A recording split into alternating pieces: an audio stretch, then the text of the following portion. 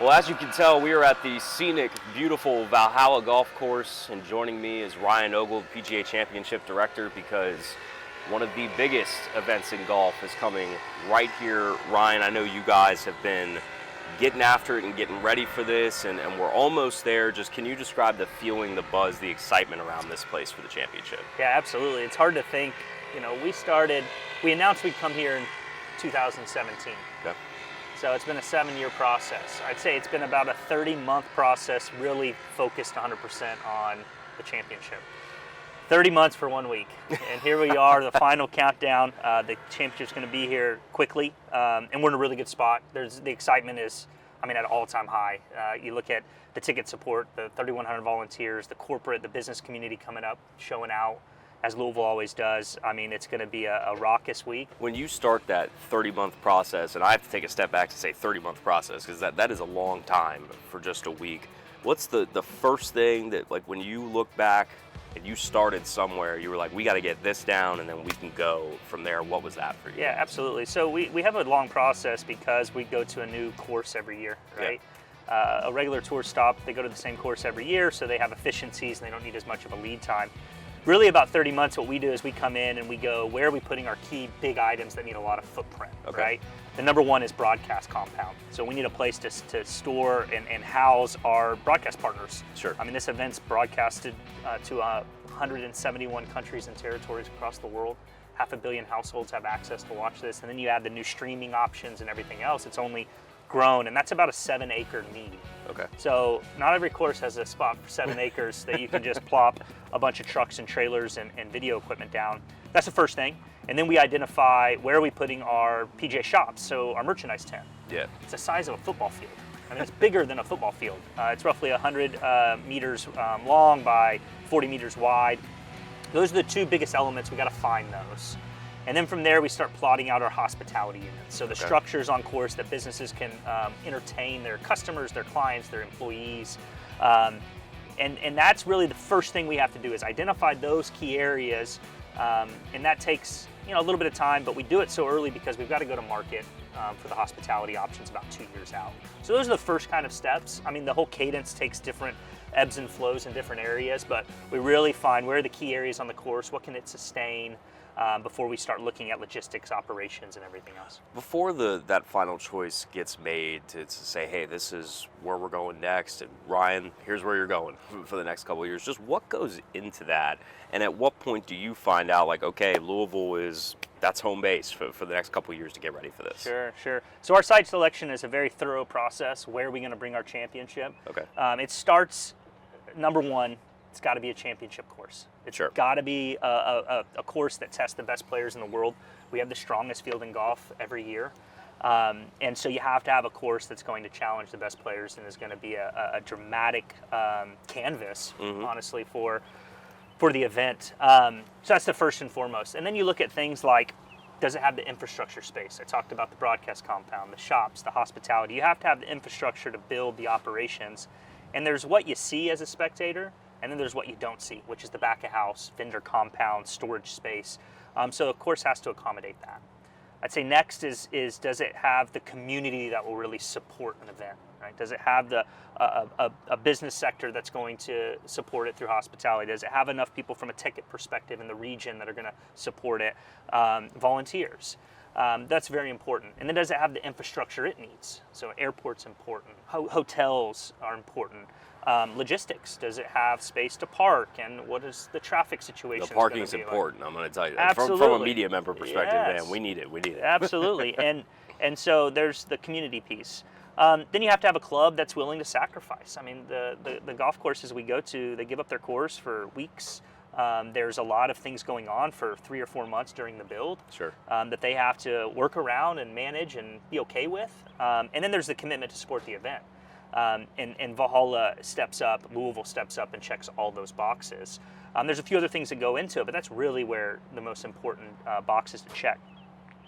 We typically, no more than 7 or 8 years out, we'll announce a club. We just announced the 2031 PGA Championship will return to Key Island Golf Resort at the Ocean Course, where I was before I came to Louisville. Excited that they're getting one back. We typically find our assignments a few years out. So I had known back in 2020 that I was going to be coming here. Yeah. And then I've known for the last year or two that my next spot is 2026, which is just outside of Philadelphia at Aronimink Golf Club. Okay. So we have a few years notice. It is an interesting lifestyle, moving your family around every couple years, but you get a chance to build a great connection, a great network, see different parts of the community, see the nation, and see incredible golf courses, and ever so often play them as well. That's not a bad perk of it, I would imagine. Absolutely. Go back to 2020. I don't think anybody was thinking about where they were traveling to in the next couple of years at that point in time. When you found that out, and it was such an interesting period of like, how do you, first of all, if this continues, how do you run an event with these kind of conditions? Just what was your mindset or mind frame back then of like, right now is totally different than what a couple of years is going to be, and I've got to get my mind there now that I know where I'm going, instead of being in this spot that is totally unique to our circumstances. Yeah, 2020 was an interesting one for everyone. I was actually running our KitchenAid Senior PGA in Southwest Michigan, so about 4.5 hours north of here. Okay. And unfortunately, we had to cancel it due to COVID. And then I got a phone call a couple months later saying, "Hey, we're going to move you to Kiowa to take over the 2021 PGA." Sure. And I'm thinking, man, I'm moving right now. What's Charleston? What's that going to be like in the COVID environment? But I was really excited to go and do a PGA Championship, and we had sold out of everything. So here we've sold out of Thursday through Sunday, which is fantastic. Yeah. There they had sold out Monday through Sunday, which is unheard of. Yeah. And I'm there about a month or two, and we quickly realized that we can't do a full capacity event. So I had to quickly pivot and change all of our planning. Yeah. And my focus became 100% how do we operate a major championship, a large spectator event, in a safe way with the state support. So what I thought I was signing up for was completely different than what I stepped into. So started working with the governor's office and the different health organizations and the host club about how do we do this the right way. And there was a lot of trials and tribulations, a lot of tough nights and days, but ultimately it was the most rewarding thing I've ever done. To go through that big of a challenge with the team and come out and succeed and achieve things you didn't really think was possible, it's always rewarding. We ended up having in 2021 really the first large spectator event after the mask mandate was removed. Sure. Right? Okay. So it was a week after. And you're on the ocean. Kiowa's right on the ocean. Yeah, it's beautiful. It's beautiful. The weather's great. You don't have to wear a mask. And we were still at half attendance, but there was something that was just special that week. I mean, the whole thing, it was something I'll never forget. And then you top it off with Phil winning at the age of 51 in a dramatic fashion. The storyline, you just couldn't have asked for a better outcome. But then you have to all of a sudden shift your mindset, like you said, and go, okay, now we got to go do a championship in Louisville. That we got to knock it out of the park, right? We're not worried about reducing or doing it in a certain way. It's how do we make it as big as possible. But how did so planning an event, and we've gone over the logistics of how many different things you have to consider, all of that gets impacted by the pandemic in 2020. How did that experience shape you for the better to plan for something like this and change your mindset a little bit of like, well, we used to do things this way, but we kind of learned we can do it this way because we just had to deal with this? Absolutely. Well, we definitely were forced to get creative in some areas that I think we were probably a little bit behind. And some of that was the adoption of technology and the spectator experience. Okay. So from that, we realized that there's more things we can do digitally for our spectators on site. So we've put a lot of focus on our championship app and making sure that now is a central source of truth for whatever you need. Sure. We used to print out course maps and print out pairing sheets. And it was kind of a burden to find them and move them and keep them stocked. And now we have an app that not only provides the map and the pairing sheets, but it's interactive. You can select a venue and it'll give you a walking path.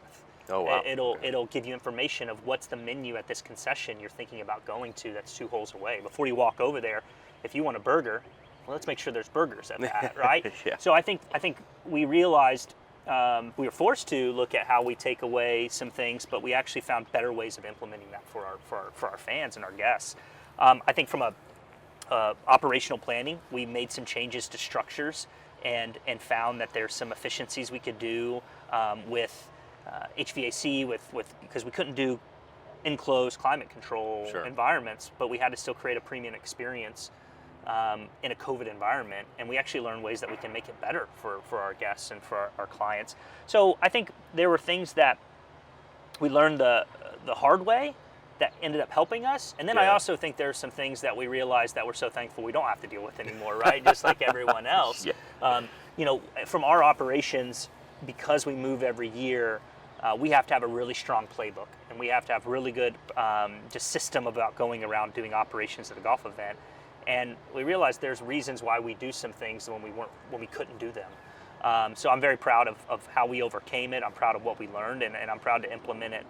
You know, these future improvements as we continue to move forward. When we look at Louisville as a host, I believe now Valhalla is going to be tied for second most all time in hosting this event. So clearly, the PGA Championship is a fan of this place, and you mentioned the name of certain courses of certain people, and they have iconic images or moments that come to mind. When the PGA looks at Valhalla as a host, what immediately comes to mind that says, no, we got to consider it? That's where, you know, that's at least in contention to host. Absolutely. Well, the first thing that comes to my mind is drama. Like, if you look back in '96, Mark Brooks barely beating Kenny Perry, Kentucky native. Okay. 2000, Tiger Woods, Bob May, playoff. Epic playoff.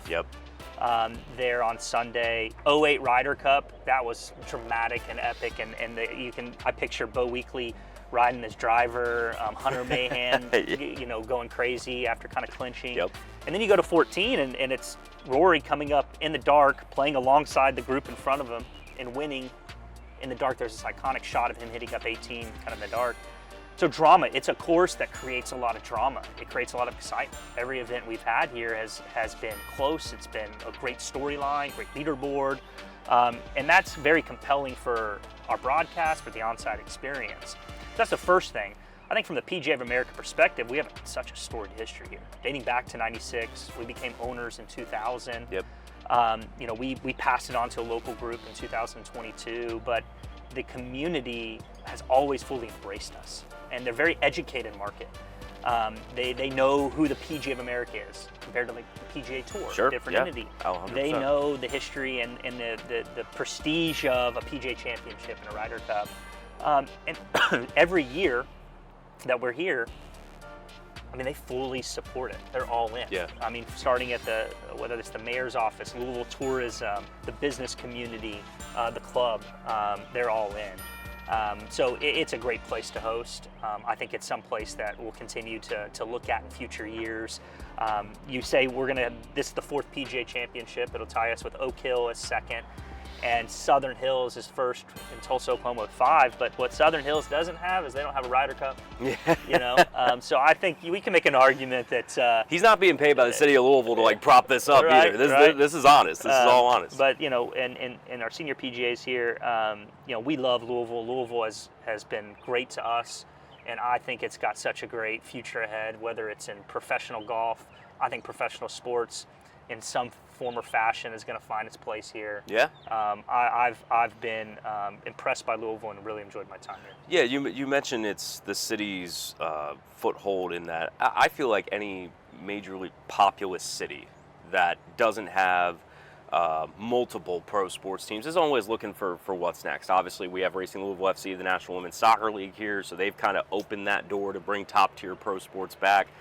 But it's honestly nice and refreshing to hear somebody who has not spent a ton of time here, who's not from here, and recognizes that, like, no, Louisville has what it needs to take that next step and get another pro team. It's just interesting to hear that perspective. You know, I say this a lot.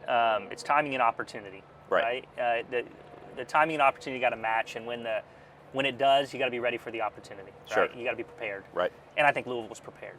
Right? I think they're prepared. Now they just need the timing and opportunity to match. I mean, look what they do every year with the Derby, how they support, whether it's the Bats, Lou City, Racing, how they support the PGA Championship. It's only a matter of time. I'm very optimistic, and I've enjoyed it. And it's a great region. Even if you look outside of Louisville, Indy, Nashville, even in a sense, of not course, far away at all. Right? I mean, it's all we've been able to draw from there. So it's great, and the people are fantastic. So I think it's got a lot going for it. When the spotlight shines here for the PGA Championship, just what are you most excited for in those first couple of days where it's the build-up, the first day of play, everybody's getting into town? Just what do you most look forward to about that? I look forward to seeing people come through the gates. All this work, 30 months of work, we do it. Our team, I guess I didn't say this, the team that I'm fortunate enough to work with and lead, we focus on what we call outside the ropes. Okay. So when you come to the championship, there'll be ropes around each hole where spectators can't go in. It's kind of the competition field. Now WDRB is allowed to go wherever they want inside the ropes. I'm just kidding. No, it's fine. So we focus on outside the ropes. We prepare some things. We work with the superintendent. We work with our team for the competition, but we don't run that. We're focused on the clients, the ticket holders, the volunteers, the logistics, the operations. We're all about making this a spectator sporting event. Right. And that's all about the people. Yeah. Right. So when we finally get to see the people come in and enjoy it, my first experience at a professional golf event was the U.S. Open. I think it was 1999 at Southern Hills. Okay. My grandfather took me. I was 11 years old, I think, at the time, and he got a free junior ticket.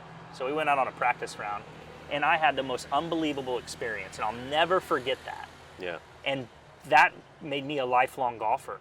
And now to be in the business, it's kind of like a dream come true full circle. But if it wasn't for that event and the memories I made there, and then I think of the memories of my grandfather who's no longer with us, it was just special. And to think that we're creating that for someone else, I mean, it sounds cliche or cheesy, but it's what I look forward to the most. And then after we get everyone here, of course, I'm ready for the competition to start. Once we get to Thursday, and as we say, balls are in the air, and the competitions really start, hopefully we can take a deep breath and really enjoy it. I like to have the team go out to the first tee on Thursday morning and be there for the very first tee shot. Sure. And kind of the hugs afterwards. And then Sunday night when we give away the trophy, and there's sometimes tears, hugs of we made it, look what we accomplished. You know, those are the highlights of the week that I'm looking forward to. I gotta say, you mentioned the outside the ropes, and I think that's a great perspective because, and I think people in Louisville understand this too, because the Derby, when people around the country see it, it's Millionaires Row and the celebrities, and they get a very wealthy picture, I think, of the event. But when you come here and you see the folks around the paddock and the backside and all of those things, you got people from all different walks of life, and at times I think golf probably has that similar demographic assumption, right? So for you guys, that has to be a bit of a challenge to bridge that a little bit for people, right? Between the casual golfer, casual fan, and the hardcore like country club member type. That's got to be an interesting balance to strike a little bit. We got guys out working today. I know. But it fits. It's like, look, it's a gorgeous scene, and we got everyday workers out here. But I always find that to be an interesting balance that you have to find in these situations. Yeah, and I'd be lying if I said it was easy. You know, it is something you have to look at, because as the PGA of America, we have 30,000 men and women that teach the game of golf at golf courses, right, and run golf courses. And at the end of the day, we serve them. Yeah. And there's financial pressure to make sure that we're doing what's right, to then feed back into our members, feed back into programs, help grow the game of golf so they get more tee times and they get more lessons. So we do have pressure to make sure there's certain metrics of success. Yeah. But at the same time, we really are focused on making golf welcoming and inclusive to all. Accessible. And how do you make sure the kid that lives maybe on the west side of town can come out and get exposed to golf? How do you make sure the little girl is welcomed when she comes to a golf event or goes to a golf course? Those are things we think about. So how do we balance that? And it's not a perfect science, but we like to do things like juniors 15 and under can get in free with a ticketed adult. Yep. Anytime. So if you want a more affordable day, the practice rounds tend to be more affordable. You can come out on Monday. Two parents can bring up to 4 kids, spend about $100 total for 6 people. Their tickets are going to include all their food and drink for the day. They could, in theory, not spend another $1. Yeah. There's complimentary water across the course, and see the best golfers in the world in an incredible setting, right? So we try to provide those opportunities that make it affordable, make it something that everyone can come out to. But then you do have the high-end experience, right? Sure. We have the corporate clients or the, like you said, the Millionaires Row, that type of client that wants to come and have a premium experience. So how do we make sure that we're also tailoring to them? And doing that all in a temporary environment is quite a challenge. I was about to say, that was took the words out of my mouth. You go to Churchill, you got parking. You got a ticket office. You got your gates. They got those 2 spire things too. You got a restroom. You got your concessions. You got your seating. You got your playing field. That's all there all the time. We have to build that. Yeah. We build it in 3 months on a golf course. Often these golf courses are neighborhoods. They're right off the highways like we have here. We have to build that. So it's a unique challenge to make sure we provide that full level experience for all of our guests. And not to mention there's other people like media members, the players. Yeah, don't forget about us, please. Yeah, for sure. We're trying to got to make sure there's good coverage, right? No, but we got to get the storyline. As important as, and I'm biased, the on-site experience is what's most important to me because that's what I'm focused on every day. Yeah. But the real big impact is the coverage. You know, we're putting a spotlight on Louisville to a lot larger of an audience through media and through the broadcast than we can fit inside this golf course. So how are we portraying the community and the golf course and the competition and the championship through those channels is extremely important. You guys have, on that front, made quite a few changes, built some things within that process. When people come here and notice something different about the course, what do you think is going to jump out at them for those who have been here before and are interested to see what kind of transformation it's undergone? Yeah, the people that have been out here before, the thing they're going to notice the most, first and foremost, is the new clubhouse. It is unbelievable. The new ownership in 2022, once they took over, they made a commitment that they were going to invest in this property and make it Kentucky. They had some competing bids with some outside groups that wanted to purchase the property, and I'm very thankful, and I think the community should be thankful to the 4 owners that bought it because it was all about keeping it a gem of Louisville, keeping it a Kentucky feel with Kentucky hospitality. So they changed the clubhouse, made it more of a, my old Kentucky home feel. Yep. They've exposed a ton of limestone. So around hole 13, the signature hole, the par 4 with the island green, they totally exposed limestone, and now it's a real natural waterfall that I think is going to be very compelling in person and on the broadcast. Put things up like horse panel fencing everywhere. It's just going to feel more Kentucky. Yeah. The things they won't notice is we have added a little bit of length to the golf course. We've added some new tee boxes. Okay. We did that prior to the sale of the property. To provide some more challenge to the best players. They're hitting the golf ball further. We know that's a challenge that the golf community is faced with right now. They've also changed all of the fairways and tees to a new type of grass called Zion Zoysia. It's hard to say. I was about to say, I'm not going to try to spell that. I'm not going to lie to you. It's a little bit better of a grass that is more receptive to this climate here. Got it. The old bent grass that we used to have had some issues in this climate. And so this is a better playing surface. It's a more firm surface, which will create some more rollouts, some harder bounces. That'll challenge the guys a little bit more with distance control. It also provides a better setting for the players to tease the ball up. We can really geek out over that. But it's going to make the course play faster, firmer, and I think it's going to add a new element for the contestants. Okay. The diehard golf junkie probably understands that, but the average fan maybe not. But I do think it'll increase the drama. And then lastly, the thing, if you've been out here before, specifically for an event of ours, the scale of this championship is unlike anything we've seen. This is the largest PGA Championship we've ever had in scale-wise, over 700,000 square feet of temporary flooring. And we're talking just in general, not the PGA Championships that have just been in Louisville. You're talking in a general... All PGA Championships ever. So this is the largest, thanks again to the support. 700,000 square feet of temporary flooring. We have over 284 structures being built. I bet that number's increased a little bit. We could probably take a walk and see a couple. We have over 50 miles of electrical cabling going out to help power and cool and climate control all these venues. And that's with a lot of shore power that we have across, so it could be even longer, higher. Broadcast will put out another 50 to 75 miles of cabling and fiber to do the broadcast. I mean, the scale is quite frankly, it's unprecedented for us on a PGA Championship. It's rivaling our Ryder Cup, which is impressive. So the scale, when they walk in through the main entrance, their first unveiling of Valhalla is just unbelievable. You're up on a hill and you're looking down. You see all the tents. You see the beautiful setting.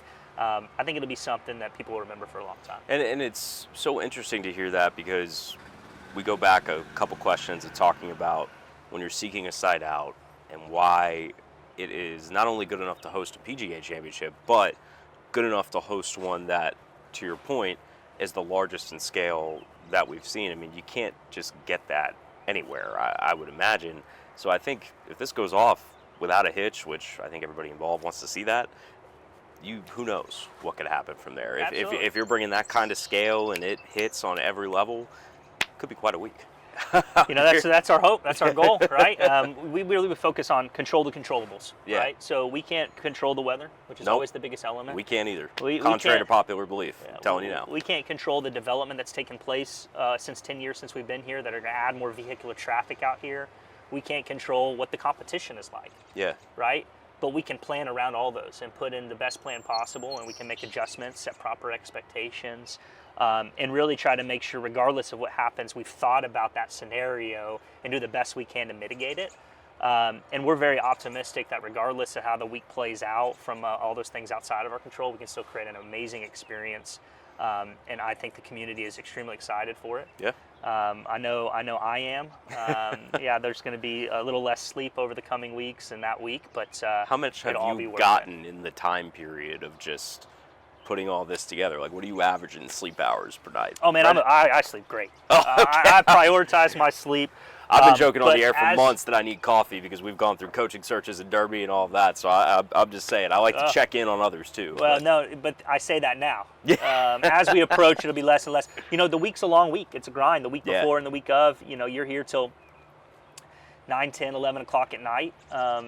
And then you're back up 4 or 5 a.m. the next day out here. So, check in with me a week of, and I'm sure my sleep will be a little different. But right now, things are going really well. We're ahead of schedule on a lot of the build. We couldn't have asked for more support, so we're not stressing out about driving last-minute tickets or anything like that. We've got 3,100 volunteers that are just ready to rock and roll.